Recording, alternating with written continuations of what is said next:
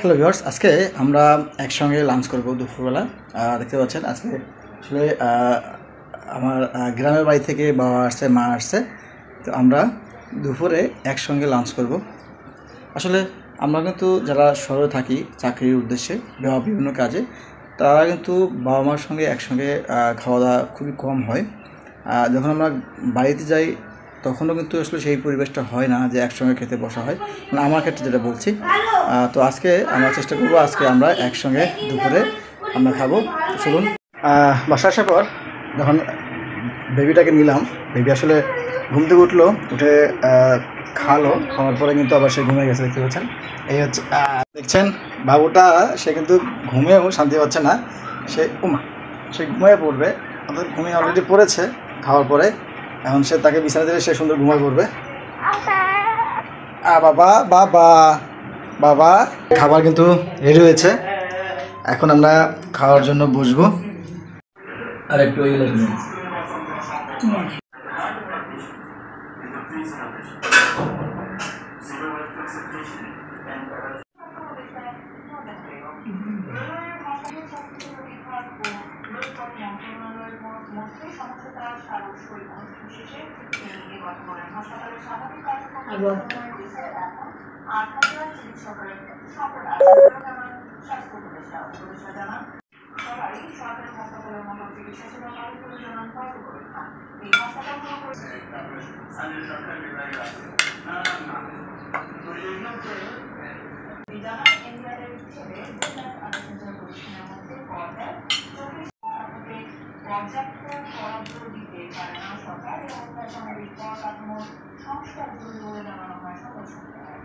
আজকে আমরা একসাথে ভাত খাচ্ছি বাবা মার সাথে। আমার ছেলেটাও স্কুল থেকে আসতো মাত্র, তো চাইছিলাম যে সবাই একসাথে খাবো, একটা ফুল ফ্যামিলি। আসলে সে তো অনেক অনেক দুষ্ট, আসলে আপনারা তো তাকে জানেন, সে কোনোভাবেই তাকে আমি নিয়ে আসতে পারলাম না এটা ডাইনিং টেবিলে। দেখতে পাচ্ছেন সে মোবাইল নিয়ে ব্যস্ত। যাক, আমরা বাবা মার সাথে এইভাবে আসলে একসাথে খাওয়া খুব কম হচ্ছে, যেটা বারবারই বলি, কারণ সুযোগটা হয় না। আর যদি বাবা মা এখানে থাকতো তা আর ভালো হতো, হয়তো দিনে না হলেও প্রতিদিন রাত্রে একসাথে খেতে পারতাম। এইভাবে একই ডাইনিং টেবিলে আমাদের যে ফ্যামিলি যারা আছে সবাই মিলে আমরা চাকরি করি, যারা চাকরির উদ্দেশ্যে বাইরে থাকি বিভিন্ন জায়গায়, তারা কিন্তু বাবা মাকে সবসময় ফিল করে।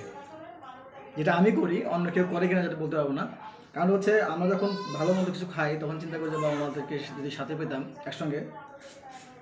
এটা আসলে বলার কিছু নাই, তাই সব বাবা মাকে একসাথে থাকার জন্য, কিন্তু চাকরির কারণে বা পরিবেশের কারণে আমরা একসাথে থাকতে পারি না।